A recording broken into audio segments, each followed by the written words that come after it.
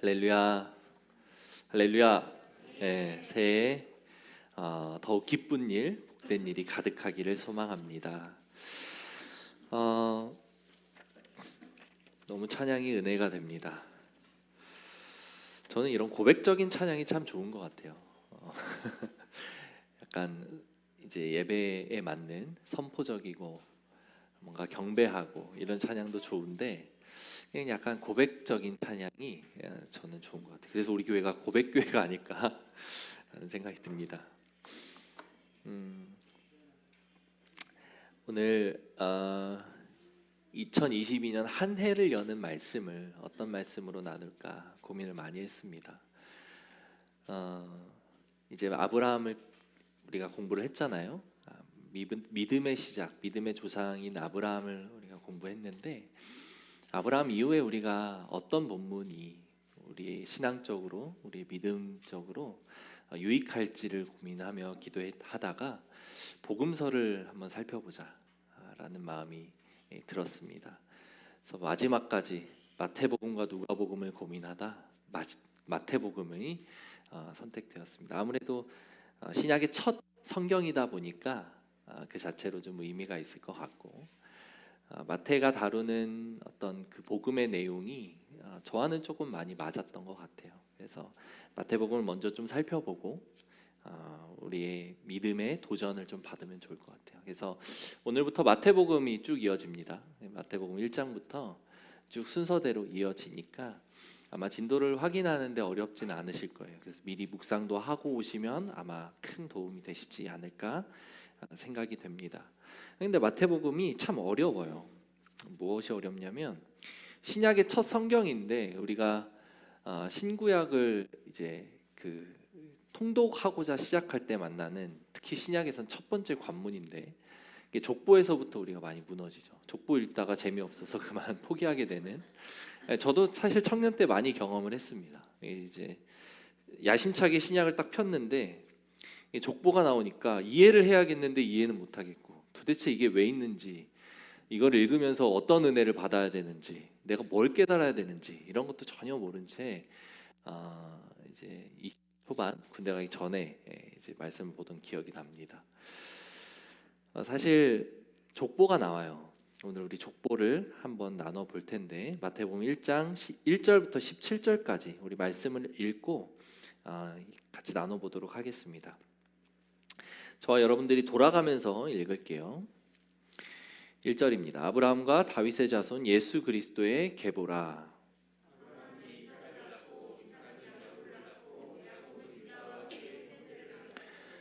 유다는 다말에게서 베레스와 세라를 낳고 베레스는 헤스론을 낳고 헤스론은 람을 낳고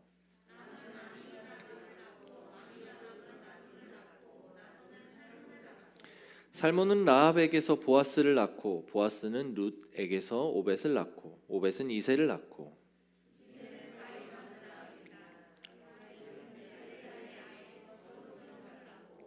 솔로몬은 르호보암을 낳고 르호보암은 아비야를 낳고 아비야는 아사를 낳고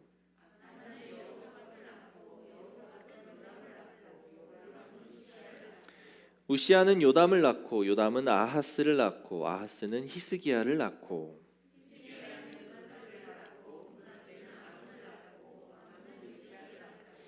바벨론으로 사로잡혀 갈 때에 요시야는 여고냐와 그의 형제들을 낳으니라.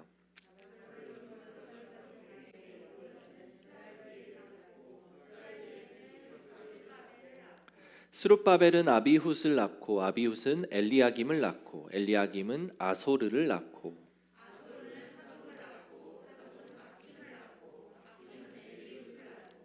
엘리훗은 엘르아사를 낳고 엘르아살은 mat단을 낳고 mat단은 야곱을 낳고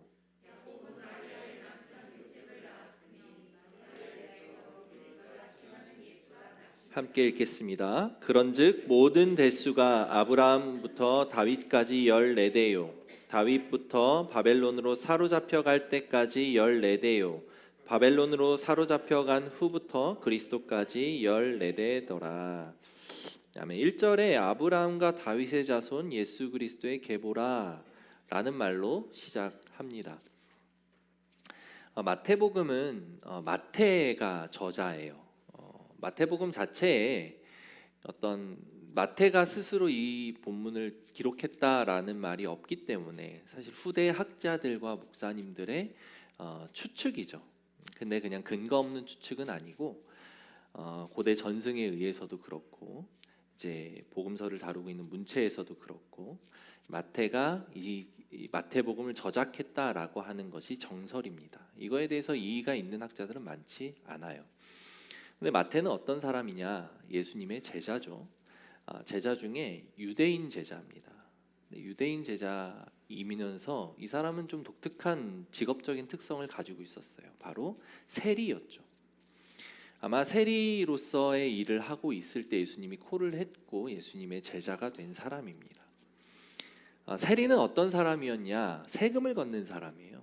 오늘날로 따지면 뭐 이제 그 세무 공무원 정도가 되겠네요. 그런데 이 당시 시대적인 배경은 그렇게 간단하지는 않았죠. 이스라엘이라고 하는 나라를 로마가 다스리고 통치하고 식민 지배하고 있었던 상황입니다. 식민 지배하고 있었던 그 나라, 다스리는 나라에 그 통치받고 있는 나라에 세금을 걷어서 바치는 일을 하는 사람이 세리였다는 거예요. 그래서 우리나라 일제 시대 때에 일본에게 고용이 되어 우리나라 사람들을 통치하고 다스리는 한 역할을 하고 있었다 정도로 이해하시면 좋을 것 같아요. 마태는 유대인이었음에도 세리를 하고 있었던 거죠. 어떤 사연이 있었을까요? 마태의 가장 신상이나 어떤 종교적인 배경이나 가족적인 배경이 어떤 것이 있었기에 세리라고 하는 로마의 그 당시에는 앞잡이라고까지 표현해도 될 만한 그런 일들을 앞장서서 하면서 이스라엘 백성들에게 세금을 걷고 있었을까요? 사실 그 얘기는 자세히 다루고 있지 않아서 성경에서 이야기하고 있지 않아서 알 수는 없지만 그에게는 어떤 사연이 있었던 것 같아요. 그리고 세리를 했죠. 근데 세리라고 하는 것이 동족들에게는 손가락질을 받고 로마 사람들에게는 천대를 받는 직업이었어요. 손가락질은 받지만 대놓고 욕은 할 수 없는. 왜? 세금이라고 하는 것을 손에 쥐고 있었기 때문에. 그래서 겉으로는 뭔가 이렇게 대우를 받는 것처럼 보이지만 뒤로는 욕을 태배기로 얻어먹고 있는 그런 매국노와 같은 일을 하고 있었던 사람이죠. 유대인으로서 이스라엘의 왕을 기다리는 자, 메시아를 기다리는 민족적인 신앙을 갖고 있었던 마태가 세리 생활을 하면서 마음 가운데 있었던 그 공허함은 감히 상상이 되지 않습니다. 아마도 그 공허함 때문에 무언가가 내가 지금 잘하고 있는가? 내가 동족들을 핍박하고 있는 자리에 서 있는 게 옳은 일인가? 동족들은 여전히 이스라엘의 왕 메시아를 기다리고 있는 그 신앙을 유지하고 있었는데, 그래서 그 신앙 가운데 지금 우리를 다스리고 통치하고 있는 로마로부터 해방을 갖게 될 것이라는, 해방을 얻게 해줄 것이라는 그런 기대와 소망을 갖고 살아가는데, 나는 그것을 지금 너무 일찍 포기한 것 아닌가? 그것을 포기하고 로마에 붙어서 우리 민족들을 괴롭히는 이 자리에 있는 게 과연 옳은 일인가? 라고 하는 아마 스스로의 질문들이 많았었지 않았을까라는 짐작을 해봅니다. 왜냐하면 세리의 존재는 그랬기 때문이죠. 예수님이 마태를 부르는 장면을 살펴봤을 때 그것을 어느 정도 좀 신빙성이 있어요. 마태가 일말의 고민도 하지 않습니다. 세관에 앉아 있는 마태에게 예수님이 가서 예수님이 말씀하셨을 때 나를 따르라 하셨을 때 마태는 망설이거나 주저하지 않았어요. 그것으로 인한 결과가 어떤 것인지에 대해 계산하지 않았어요. 세리라고 하는 계산에 그렇게 밝았던 사람이 계산하지 않고 예수님을 따르는 장면을 봤을 때 마태는 그러하지 않았을까. 그리고 나서 예수님을 따르고 제자로서의 삶을 살면서 보니 이분은 참 메시아다. 우리의 참 구원자다. 이스라엘이 기다려왔던 언약된 메시아다라는 것을 확신하고 그의 메시지를 기록하기 시작하는 겁니다. 누구에게? 자기의 동족이었던 유대인에게. 유대 민족이요, 이스라엘 백성이요, 들으시오. 내가 와서 보니 이 사람이 참 메시아입니다 라고 하면서 기록한 거예요. 그래서 이 마태복음의 수신자는 유대인이라고 알려져 있습니다. 유대인을 대상으로 기록한 책이에요. 유대인이라고 하면 이스라엘 민족이죠. 하나님의 그 자녀고 선택받은 민족이고 메시아를 고대해 왔던 민족이었기 때문에 유대인을 대상으로 썼다라고 하면 어떤 그 뭔가 좀 더 친근하고 야 우리가 드디어 기다리던 왕이 왔어. 좀 와서 들어봐. 약간 이런 느낌일 것 같은데 그렇지 않아요. 왜? 유대인들은 예수님을 버렸기 때문이에요. 민족적으로 예수님을 포기하고 버렸기 때문이에요. 그래서 이 어조는 약간 뭐라고 해야 되나? 화 있을진저 막 이래. 그러니까 유대인들에게 야 니네가 기다리는 예수가 왔는데 왜 예수를 몰라봐? 제발 좀 알아봤으면 좋겠어. 약간 이런 느낌이에요. 그런 류의 어떤 마태복음이다라고 하는 사전적인 배경이 우리 안에 있으면 좋을 것 같아요. 그거 가지고 마태복음을 쭉 살펴볼 건데요. 마태는 예수님의 탄생, 예수님에 대한 이야기의 시작을 족보로 시작합니다. 오늘 우리가 읽은 본문입니다. 1절에 아브라함과 다윗의 자손 예수 그리스도의 계보라. 계보는 뭐 족보, 이어질 계라는 뜻이어서 이어져 내려온 그런 이야기 또는 가족의 스토리라는 거죠. 근데 예수님의 조상들이 아브라함과 다윗만 있었던 것은 아닐진데 마태는 아브라함과 다윗의 자손이라고 국한을 짓습니다. 그러면서 이제 아브라함부터 쭉 예수님까지 이어지는 계보를 기록을 하죠. 그 수많은 인물들 중에 수많은 조상들 중에 마태가 봤을 때 언약의 핵심은 바로 아브라함과 다윗이더라라고 하는 것을 우리에게 드러내주고 있는 겁니다. 아브라함은 어떤 분입니까? 우리가 살펴봤죠. 아브라함은 믿음의 조상입니다. 하나님이 아브라함에게 나타나셨어요. 창세기 12장 1절부터 3절에 이렇게 약속을 하십니다. 여호와께서 아브라함에게 이르시되 너는 너의 고향과 친척과 아버지의 집을 떠나 내가 내게 보여줄 땅으로 가라. 내가 너로 큰 민족을 이루고 내게 복을 주어 내 이름을 창대하게 하리니 너는 복이 될지라. 너를 축복하는 자에게는 내가 복을 내리고 너를 저주하는 자에게는 내가 저주하리니 땅의 모든 족속이 너로 말미암아 복을 얻을 것이라 하신지라 라고 되어 있죠. 아브라함이 위대한 인물이었습니까? 우리가 살펴본 아브라함은 위대한 인물이 아니었어요. 그냥 보통 사람이었죠. 아니 어쩌면 보통의 도덕적인 사람보다 더 못한 존재였습니다. 그런데 아브라함이 믿음의 조상이 될 수 있었던 건 하나님이 아브라함을 선택하셨기 때문이죠. 선택하셨고 아브라함에게 언약을 하셨기 때문입니다. 아무것도 알 수 없는 중에 하나님이 아브라함에게 나타나셔서 오늘 이 본문 말씀을 해주신 거예요. 내가 너로 큰 민족을 이루고 내가 내게 복을 주어 이름을 창대하게 하리라. 너는 복이 될지라. 이렇게 아브라함을 축복하십니다. 이것뿐만 아니죠. 창세기 15장 4절에서 5절을 보면 같이 한번 읽어볼까요? 창세기 15장 4절에서 5절 한번 읽어주시겠습니다. 시작.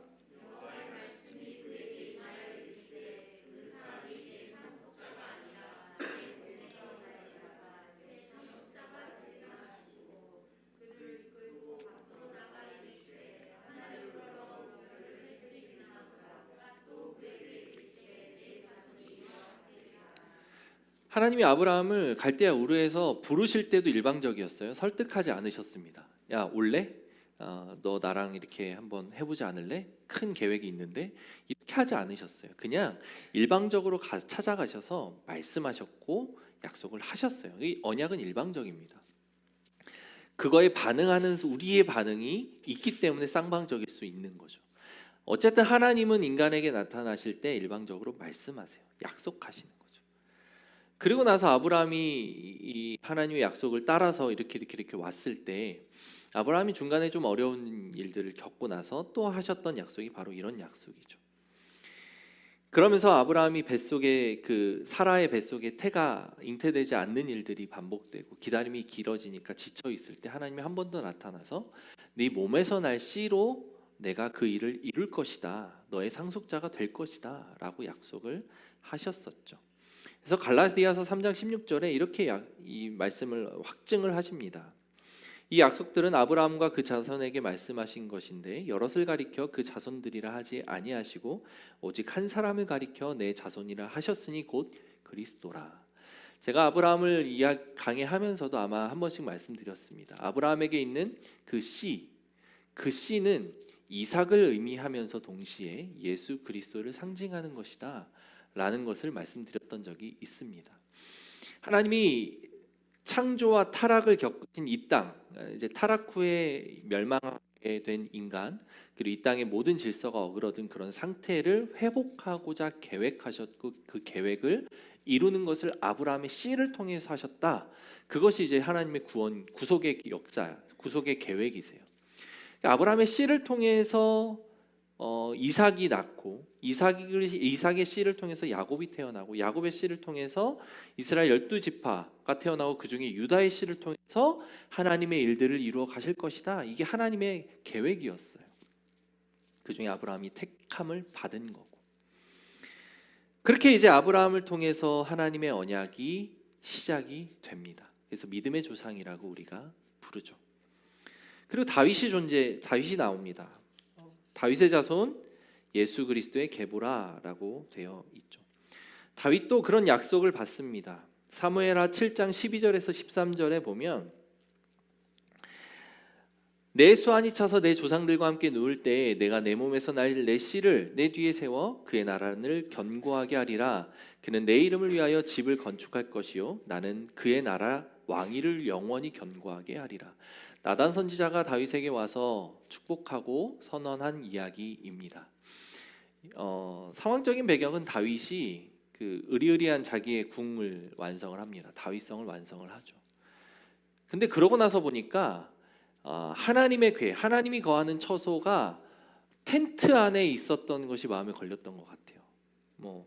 자기는 강남에 50평 아파트에 사는데 하나님의 궤는 저기 그 시골 그 초가집 안에 있었다. 이 정도로 느낌으로 생각하면 될까요? 아무튼 다윗은 짓고 나니까 그게 생각이 났었나 봐요. 그러나서 하나님 앞에 기도하죠. 하나님, 하나님의 전을 짓고 싶습니다 라고 하자 하나님이 나타나서 네가 아니다, 너의 후손 솔로몬을 통해서 할 것이다. 손에 피를 많이 묻혔다 이러면서 얘기하죠. 그 얘기를 하는 중에 이제 나단 선지자의 축복의 내용입니다. 뭐라고 이야기합니까? 내 몸에서 날 내 씨를 너의 뒤에 세워 그의 나라를 견고하게 하리라. 자, 생각해 보면 다윗의 몸에서 날 씨는 누굽니까? 솔로몬이죠. 다윗 왕국이 역사상 유례 없을 정도로 강성했지만 사실상 나라의 실제적인 객관적인 전력은 솔로몬 때 더 우세했어요. 솔로몬 다윗의 씨로 인해서 그 나라가 엄청나졌죠. 강력해졌습니다. 그런데 보면 내 씨를 내 뒤에 세워 그 나라를 견고하게 하리라. 나는 그의 나라 왕위를 영원히 견고하게 하리라. 자, 생각해 보십시오. 솔로몬이 다스린 이스라엘, 그때까지는 괜찮았는데 솔로몬 후대 왕부터는 어땠는지 아십니까? 기억하시죠? 르호보암과 여로보암으로 인해 나라가 두동강이 납니다. 솔로몬 바로 다음 세대의 왕부터 나라가 두동강이 나요. 영원히 견고하게 세우리라 라고 하는 나단 선지자의 예언이 글쎄요 몇십 년 지나지 않아서 바로 어긋나는 것 같은 모습을 보게 되는 거죠. 그래서 사람들은 이 내 씨라고 표현한, 그리고 내 영원한 나라라고 표현한 그것이 솔로몬을 가리키는 게 아니라 예수 그리스도를 가리킨다라고 해석을 하는 겁니다. 맞죠?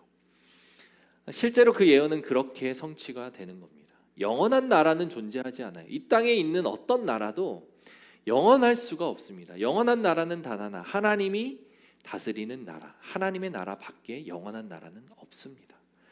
그래서 다윗을 통해 예언된 이 씨와 그 씨를 통해 나게 될 그 이제 견고하게 될 나라는 하나님의 나라를 가리키는 거예요.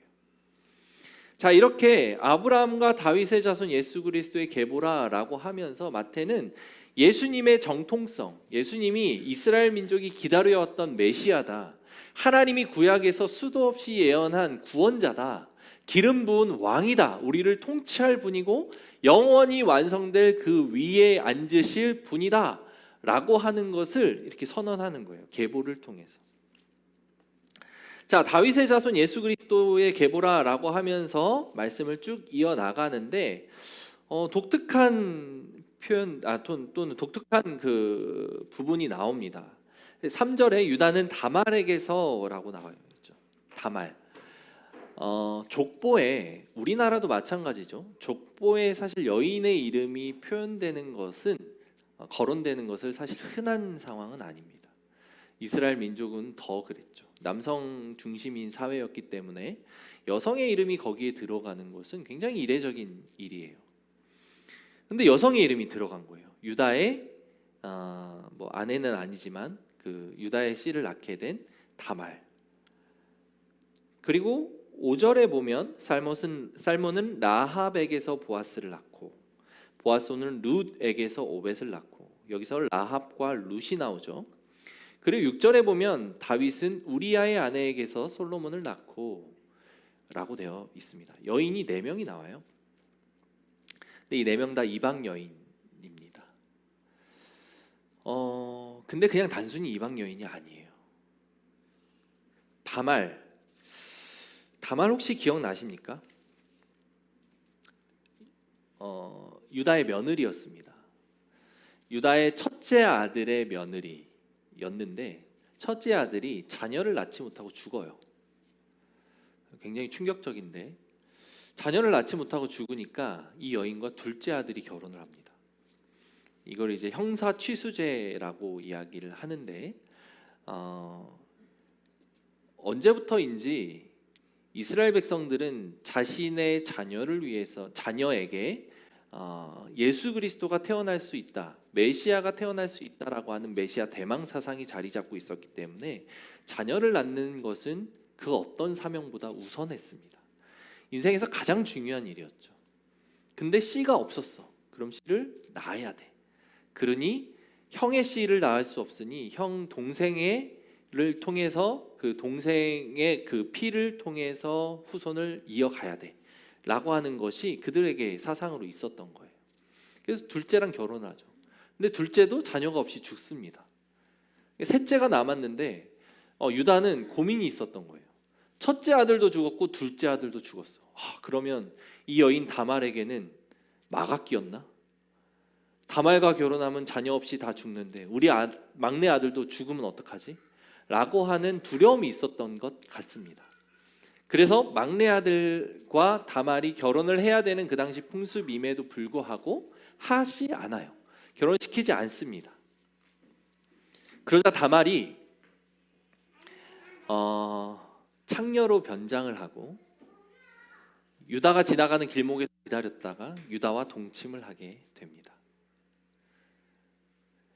유다라고 하는 믿음의 조상,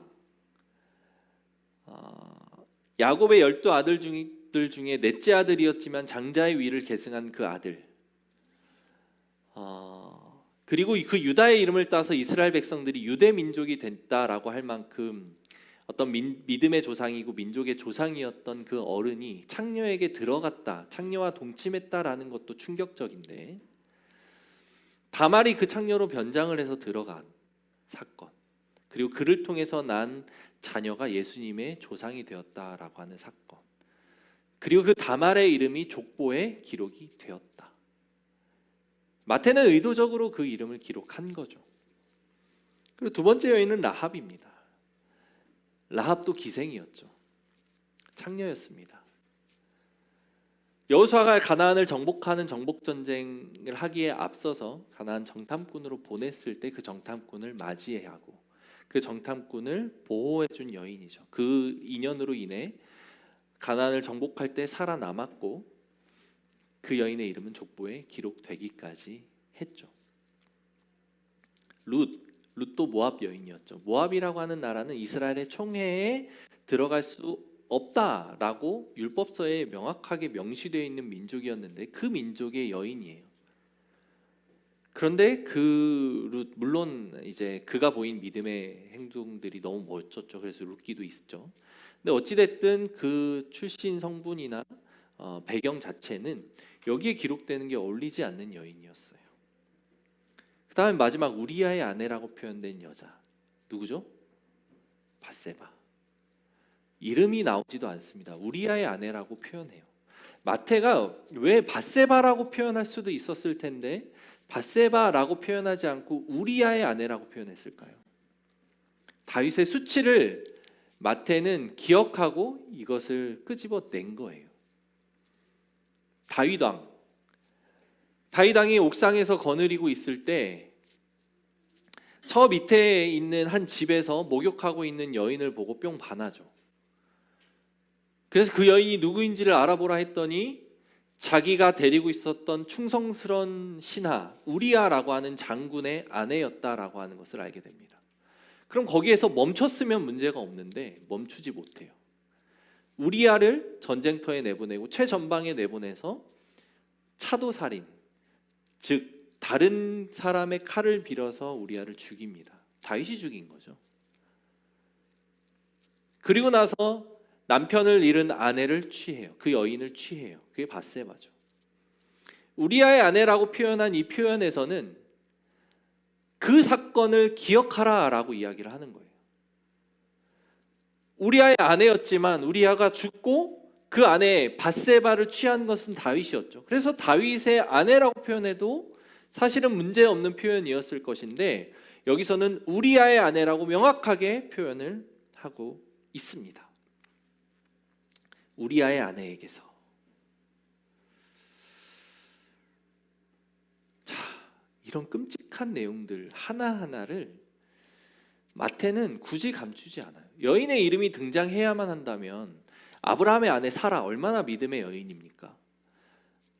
그 놀라운 여인, 믿음의 여인의 이름을 넣을 수도 있었고 그 외에 다른 성경에 나오는 믿음의 여인들이 참 많았는데 그 여인들의 이름을 넣을 수도 있었는데 굳이 여인의 이름을 넣었을 때 그 여인 하나같이 다 이스라엘 역사 속에서 치부로 여겨지는, 어쩌면 조금 가리고 싶은, 어쩌면 드러내고 싶지 않은 그런 이름들을 의도적으로 언급하고 있다라고 하는 느낌을 받습니다. 마태의 의도가 있다라는 거죠. 그 의도는 무엇이었을까요? 마지막으로 살펴보면 오늘 본문의 16절에 야곱은 마리아의 남편 요셉을 낳았으니 마리아에게서 그리스도라 칭하는 예수가 나시니라 라고 되어 있습니다. 마리아에게서 예수가 났습니다. 자, 잘 보십시오. 마리아에게서 예수가 태어났다. 마리아에게서 예수가 태어났다. 여기도 여인이 나오죠. 마리아에게서 예수가 태어났다.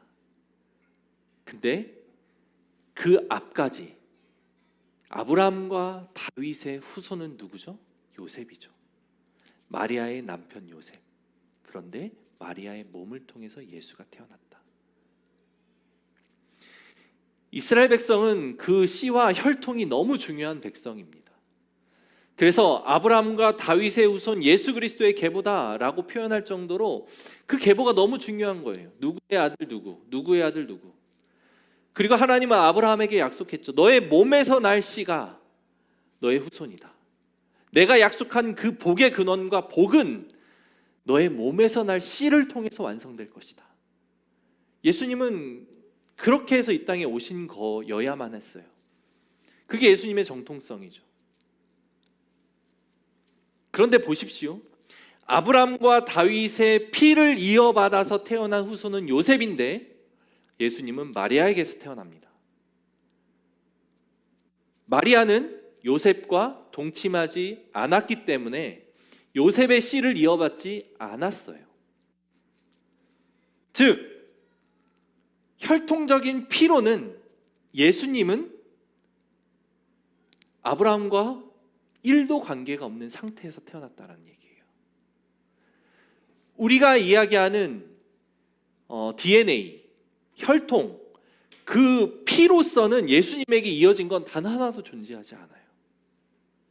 만약에 예수님에게 그 피로서 뭔가 존재하는 것이 필요했다라고 하면 마리아가 다윗과 아브라함의 혈통 중에 있었어야죠. 모계로라도 그걸 이어받았어야 되니까. 근데 아직 요셉과 마리아는 결혼은 했지만 동침을 하지 않은 상태에서 예수님이 잉태돼서 태어났기 때문에 혈통적으로는 예수님은 다윗과 아브라함의 씨와는 전혀 상관없는 상태에서 태어났다라는 사실이에요.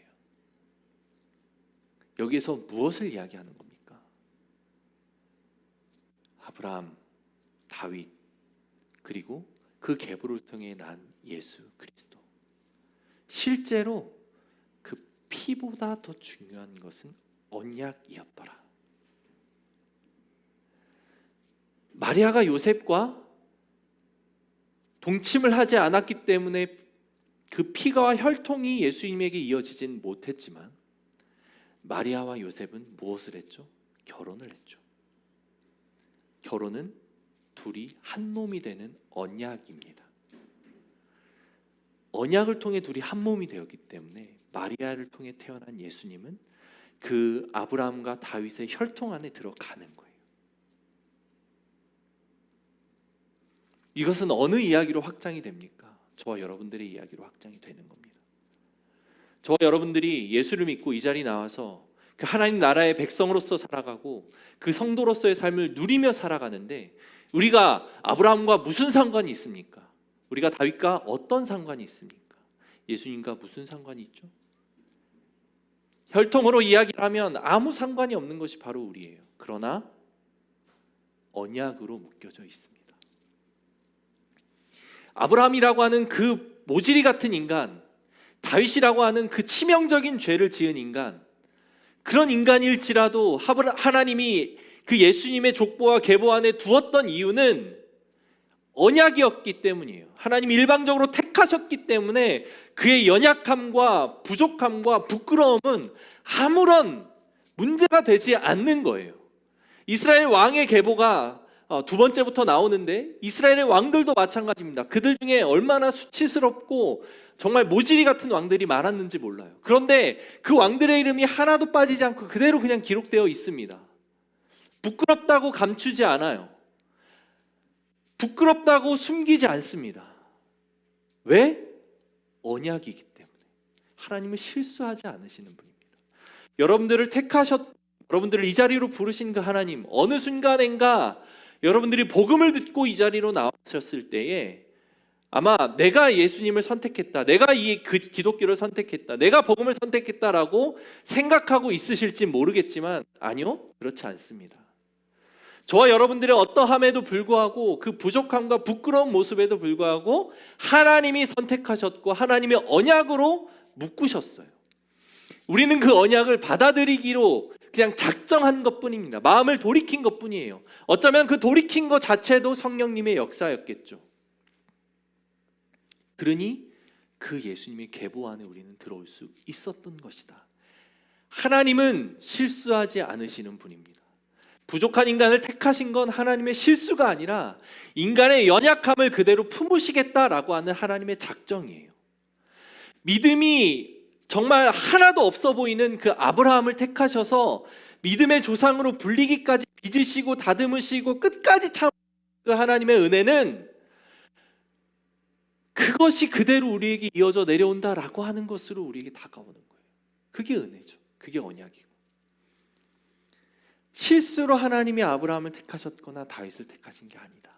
마태는 이 족보의 이야기를 통해서 그것을 그대로 드러내 보이고 싶었던 거예요. 언약이다.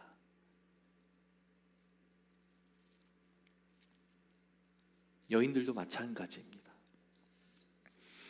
여인들의 이야기, 여인들이 특별히 이방의 여인이라고 하는 사실을 우리는 주목해 볼 필요가 있습니다. 이스라엘 백성들은, 유대인만이 하나님의 백성이고 유대인만이 구원을 받을 수 있는 당신의 백성들이다라고 하는 편견과 아집에 사로잡혔던 민족이에요. 그러나 복음은 끊임없이 이야기를 하죠. 아니, 너희들만 복음을 받고 너희들만 구원받는 게 아니라 애초에 복음은, 애초에 하나님의 계획은 온 열방을 향해 있어 라는 거예요. 그렇기 때문에 우리가 그 복음을 받아들일 수 있는 거죠. 여인들의 그 수치스러운 모습들, 수치스러운 직분, 수치스러운 어떤 사회적인 신분, 그런 어떤 감추고자 했던 그 바세바와 같은 치부들, 여러분들이 예수를 믿고 이 자리에 나와 있을 수 있는 이유도 그겁니다. 저만 해도 그렇죠. 제 안에 얼마나 그 독하고 더러운 것들이 가득한지 모르겠습니다. 2021년 한 해를 돌아볼수록 정말 너무 부끄러운 일들이 많아요. 선교사님이라고 그 숭고한 선교의 현장에 계시겠지만 인간은 더럽다라는 것에서 자유로울 수 있겠습니까? 나만 더러워질 수 없죠. 네, 선교사님도 똑같을 겁니다. 제가 자세히는 알지 못하지만 여러분들 웃지만 여러분들도 똑같죠. 우리의 과거는 차마 이야기할 수 없을 정도로 치명적이에요. 더럽죠. 우리 내면은 그런 거예요. 그러나 마태가 이 여인들을 다룬 것은 이방인들에게도 복음이 가 있다라고 하는 것을 설명하는 것과 동시에 우리의 어떠함과 상관없이 언약은 성취된다. 우리의 어떠함과 상관없이 언약을 우리가 받아들이기만 하면, 그 언약, 이스라엘의 영적인 이스라엘회에 들어가기로 마음을 열기만 하면 우리는 그 나라에 포함된 백성일 수 있다 라고 하는 것을 이 계보를 통해서, 이 족보를 통해서 말씀해 주시는 거예요. 사랑하는 성도 여러분, 그 계보 안으로, 그 언약 안으로 우리 들어갑시다. 2021년 지나갔잖아요. 우리의 과거도 지나갔습니다. 나를 괴롭히고 나를 못 살게 굴었던 내 안에 있는 어떤 치명적인 상처들과 아픔들, 어두움들 다 뒤로 할 수 있어요. 왜? 예수님의 십자가가 있기 때문에. 하나님이 우리를 보실 때에 우리를 보는 게 아니라 우리와 언약된 그 언약을 보신다는 사실을 기억하셔야 돼요. 그 언약의 완성은 예수 그리스도의 십자가와 부활이니까. 그러니까 우리가 담대하게 나아갈 수 있는 거예요. 아무 생각 없이 그렇게 나아갈 수 있는 거예요. 2022년 새해가 밝았고 새로운 해가 우리에게 열렸습니다. 이제 영적으로도 마찬가지로 새로운 언약 안에 우리가 들어왔습니다. 과거에 사로잡히지 말고, 우리 안에 있는 어두움에 사로잡히지 말고, 주신 언약만을 붙들고 언약 안에서 우리가 참 자유를 회복하는 그런 우리가 되기를 축복합니다. 아멘. 그런 우리 2022년 됩시다. 그럼 복된 2022년 안에 예수 그리스도의 그 흘리신 피를 의지해서, 그 부활을 의지해서 새 생명을 잉태하는 우리가 되기를 소망합니다.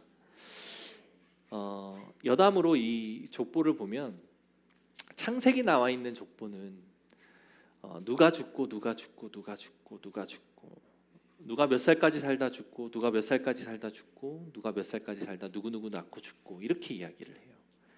근데 이 계보에서는 낳고에 대한 이야기밖에 없습니다.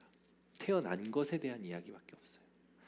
아마도 마태는 이것을 의도적으로 표현했다라고 학자들은 추측합니다. 왜? 새 생명이 잉태되었기 때문에, 영원한 생명이 우리에게 왔기 때문에. 죽음은 기억할 필요가 없는 거죠. 다윗이, 아브라함이 죽었다라고 하는 것은 우리는 기억할 필요가 없는 거예요. 왜? 그들은 예수 그리스도의 계보 안에, 언약 안에 들어와 있는 이들이기 때문에 영원히 살 것이기 때문에 죽음을 얘기할 필요가 없는 거예요. 예수 그리스도는 생명입니다. 그 생명의 회 안에 들어가서 참된 복을 누리는 우리 고백교회 성도님들 되기를 축복합니다. 기도합시다. 기도할 때 하나님, 우리는 애초에 그리스도 밖에 있었고 약속의 자손에서 벗어나 있었어요. 하나님과 아무런 상관이 없었던 존재였습니다. 그런데 어느 날 하나님 우리를 부르신 거죠. 얼마나 감사한지요. 물론 모태로부터 부모님의 믿음과 신앙에 따라 교회를 다녔던 분들도 있을 겁니다. 그러나 어느 순간 그것이 나의 신앙이 되는 시점이 있었을 거예요. 그때를 기억하십시오. 저는 어떤 사람의 전도를 통해서 이 자리에 있을 수 있었습니다. 알 수 없는 힘에 의해서 나온 거라고 저는 믿습니다. 그 당시 상황들을 지금도 돌이켜보면 어떻게 그렇게 될 수 있었지라고 생각될 수밖에 없는 상황들이었습니다. 그리고 내가 예수를 믿고 예수를 받아들이게 되는 그 모든 과정들 속에 정말 이것은 하나님 은혜가 아니면 아니다, 설명할 수 없는 것들이다 라고 하면서 복음을 받아들이게 된 과정이 있었습니다. 아마 여러분들도 비슷한 과정들을 경험했을 거예요. 우리가 하나님 찾은 게 아니죠. 하나님이 저와 여러분들을 찾았습니다. 하나님이 우리를 부르신 거예요. 그리고 그 언약이라고 하는 것이 아브라함과 다윗을 통해 내려진 언약이지만 그들에게 국한되는 것이 아니라 온 열방에 당신의 자녀된 그 모든 이들에게로 확장되었다라고 하는 것을 이 마태복음을 통해 천명하는 거예요. 그 은혜로 우리가 이 자리에 있는 거죠. 사랑하는 성도 여러분, 우리의 과거를 잊읍시다. 2021년 어두웠던 기억들을 잊읍시다. 그것들을 다 십자가 뒤로 보내버립시다. 왜? 하나님께서 우리를 보실 때에, 언약 백성으로 우리를 보실 때에 우리의 죄과를 보시는 것이 아니기 때문이에요. 우리를 덮으신 예수 그리스도의 그 언약의 피를 보시기 때문이에요. 그것에 사로잡혀 있을 이유가 없습니다. 하나님은 실수하지 않으시는 분이고 여러분들을 택한 이유가 분명히 있으시기 때문입니다. 그것을 기억합시다. 그리고 언약 백성으로서의 삶을 2022년 풍성하게 살아가는 저와 여러분들 되기를 축복합니다. 그 기도를 하며 하나님 옆에 나갑시다. 하나님, 내가 언약 안에 들어와 있으니 옛 것을 잊고 언약 백성으로서의 삶을 풍성히 누리며 살아가겠습니다. 그 은혜 가운데 거하겠습니다. 기도합시다. 하나님 아버지, 감사합니다. 주님, 은혜가 우리에게 있습니다. 언약 안에 있는 은혜가 우리에게 있습니다. 하나님, 마태가 이야기하는 이 계보 안에 들어와 있는 그 여인들의 비참하고 비참한 모습은 도대체 무엇입니까? 아브라함과 다윗이 온전한 인간이었습니까? 아버지 하나님, 그들의 치명적인 죄과에도, 치명적인 부족함과 허물에도 그들이 예수 그리스도의 그 위대한 계보 안에 들어와 있는 이유가 무엇입니까? 하나님, 그것을 우리가 깨달아 알게 하여 주옵소서.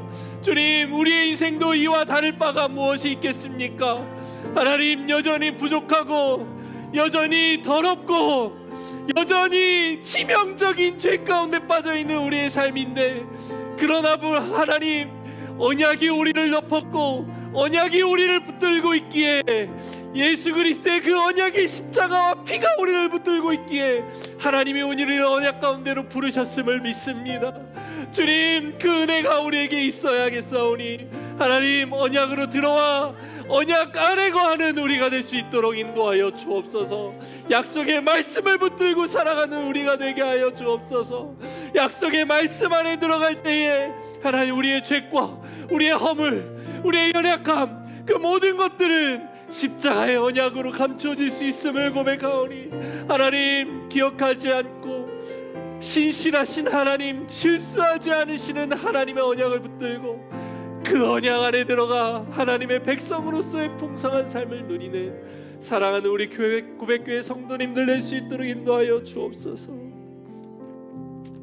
하나님, 오늘 우리는 예수 그리스도의 그 계보를 배웠습니다.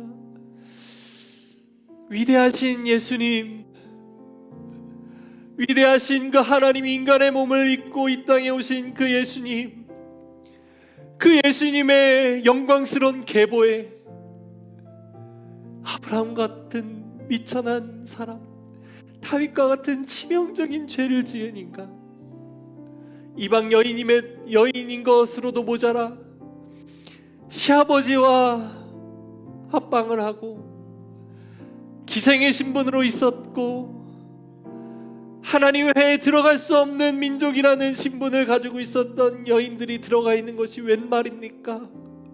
하나님, 그것이 우리에게도 은혜가 아닙니까? 그것이 우리에게도 은혜가 아닙니까? 그들과 비추어 내가 나은 것이 무엇이 있습니까?